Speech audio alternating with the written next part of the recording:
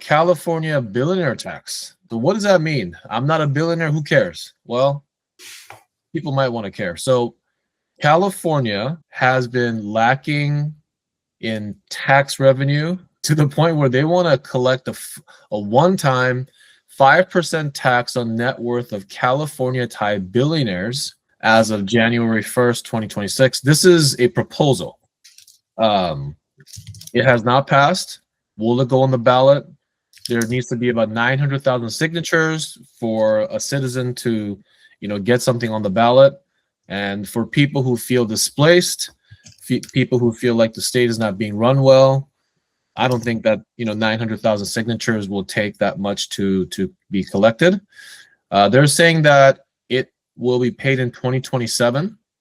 And what does that really mean for the state, right? So about 200 individuals, plus or minus a few, are deemed to be billionaires in California. The total net worth is roughly $2.1 trillion. So if you collect 5% of a trillion, you would get 50 billion. Sounds great. Couple of caveats though, for a lot of people with that much wealth, you never have it in cash, never ever, almost never ever.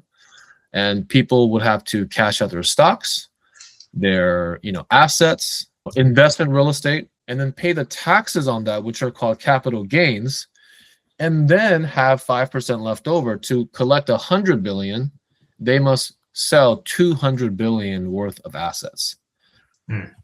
And I think that is a very interesting proposal when California already doesn't even have control of all the money that they're missing.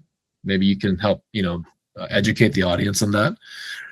But there's billions of dollars, supposedly going into the homeless problem, the light rail that's supposed to be built that has like 40 billion a year going to it that nobody has seen a single track laid. What are your thoughts on this, Peter? Do you think it's a good thing? Do you think we should collect because billionaires are doing well and just, hey, it won't hurt them, right? They'll still have 95%? Or do you disagree with this?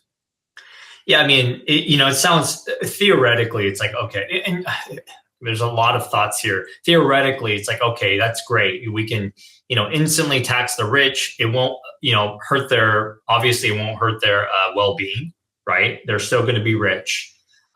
Let's tax them, get some of the money, and fill some of the, I guess, the deficiencies that we have in the state. So that theoretically sounds great. It doesn't affect the middle class or the poor class, which is the majority of us. I think the problem here is that I think it was France who tried something like this. And, there's already been a huge mass exodus out of California. Everybody knows this. It's probably one of the highest amount of people who are leaving California because of their ridiculous laws and tax laws. And, honestly, the way that the place is run, if you just go out on the street, I went there recently and I'm looking around. I'm like, what is going on? There's clothes and junk and poop everywhere in the city of LA. Literally. Oh, dude, I've been to California. I went to San Francisco before, and I was like, this is the worst. This was like, shortly, gosh, was this 2019? This is even before COVID. And I was like, this place is worse, way worse than Seattle. This place is a jungle. What is going on? There's homeless people everywhere, just everywhere on the street. And I just went there, a few months ago, and I'm like, what is going on? Like this, there's just junk and crap all over, and homeless people, and it's just. So when you look out there, everybody knows about the what's going on with the theft and the crimes out there. People are getting their cars broken into all the time. I mean, you hear about it, but it's true, and so. The problem is that people are going to be leaving California. These big players who are generating taxes, right? Or they're generating taxes in the sense that they're paying some taxes, but also their employees are paying for taxes because they employ a lot of people. That's why we get tax breaks. And so I think what's going to happen is they're already like right here, right at the end. They're like, I am so done with this place. This place was a beautiful place, and it just became so crappy. But I think that's going to push them over the edge where they're going to be like, screw this. I'm not doing this. I'm not messing with this, which is thus going to exacerbate the problem, which is exactly what happened in France. Another thing you mentioned is, I think the trust for the government there is very little. I think for the majority, the trust there has significantly decreased. And so you mentioned, the homeless problem. Again, it's so bad out there. This is just as an example. I believe it's 25 to 40 billion dollars have went into homeless intervention. Okay, 25 to 40 billion. We hear billion all the time. We're just like, it's little money. Dude, that is an insane amount of money. And we don't realize that. Like a million's a lot of money, but then billions. And so where is this money going to? Because obviously, if you look at the statistics, the homeless situation has not gotten better. It actually has gotten worse and exacerbated. And so where is this money going? Same thing with what you mentioned about the Link 21. They haven't laid a single track, and yet there's a lot of, there's millions and millions, hundreds of millions of dollars that have went into this project, and you don't see anything, right? You don't see any fruit from it. So I think with all of that, I think it's going to be a pretty bad idea. How are they going to solve this issue with the deficiency? I don't really know, but I can tell you, I think making this move will affect California in a horrible way. And I guess the question is, how will it affect the average people, like the middle class? And what do you think? That if something like this were to actually happen? Yeah, so I think that's because remember in the beginning I said, well, I'm not a billionaire, right? And why does it affect me? Why is it important for me? Well, people have to understand that when something is done in one place or one part of the law, it becomes what's called a precedent. Precedent means it happened before, so we can do it again, right? So if you look at the actual net worth of billionaires, not just in California, but across the whole US, I believe it's something like $8 trillion. I mean, that's a lot of money.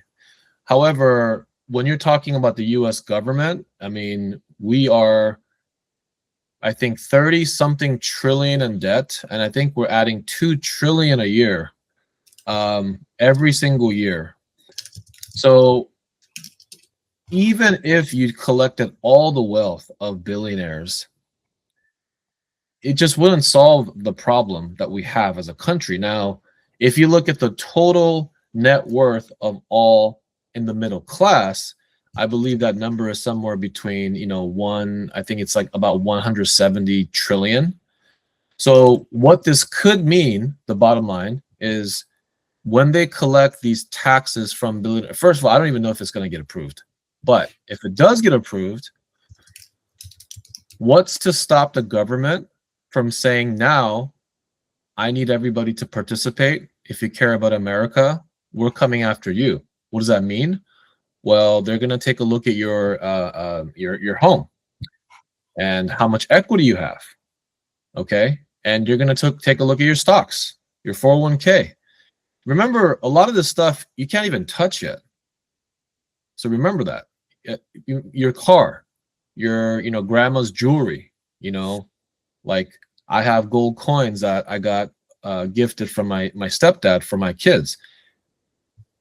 Will everybody report everything? I don't know. But if you have a total of, let's say, 10 to 50,000 you have to pay, or whatever it is, where's that money coming from? I mean, most Americans don't even have $2,000 saved in their bank account, right? I mean, that is a fact. So then you have to maybe borrow money to do this, to do that. And then what if you don't comply or listen? And then it's like you get flagged maybe. Is there, I mean, we can go down the rabbit hole, but the people who are against us are really talking about, okay, first of all, shouldn't happen because that's an illegal, a seizure of stuff that's not your. The government is basically asking for a cut of your stuff, and if billionaires have to do that, well, who's next is probably the middle class. So I think it's something that I would never. There's other ways to increase revenue, right? Maybe you reduce tax breaks, because there are a lot of wealthy people that know how to manage taxes and how to work around that. I mean, we do the same thing. So I'm not, you know, but maybe there's more taxes to be paid on capital gains or income or this or that. But just seizing things that aren't yours, I think that's a very dangerous and slippery slope. You know, listen, I love capitalism. It's the reason why you and I are in the position that we are today. It's the reason why you and I both have houses and we have a lot of real estate, and you know, we've worked really hard to get here, right? And we should be rewarded as such. That concept is amazing, and yet there are some bad sides to capitalism as well, where it's, you know, we're obviously seeing a disparity between the rich and the poor.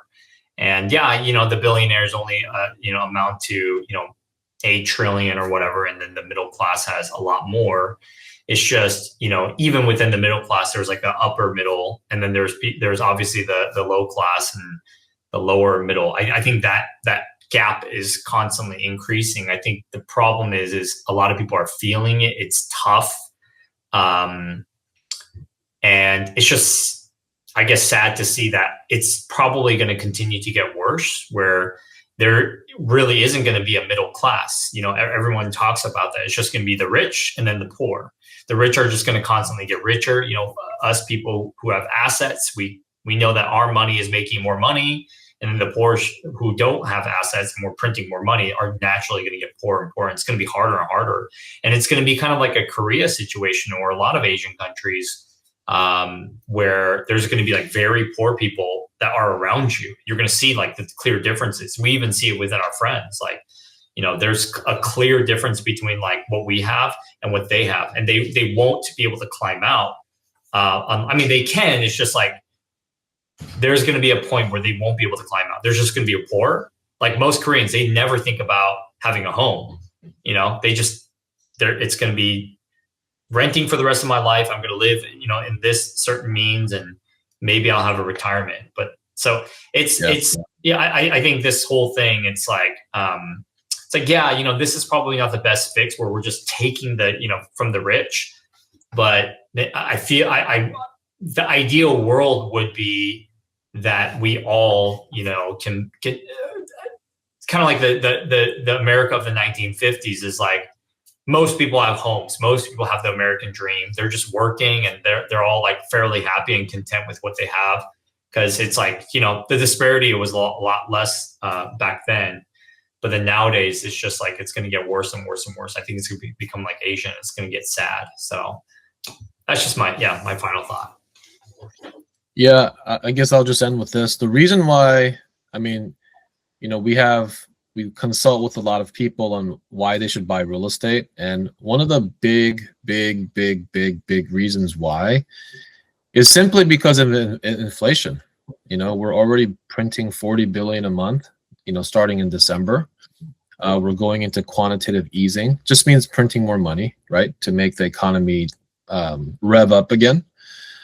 But your money in a savings bank is losing, you know, 4% a year, and you have to not get left behind by buying assets. It could just be like a piece of silver. Even I actually just talked to my stepdad about buying silver, you know, because silver is a material that's going to be needed in a lot of computers and batteries, and you know.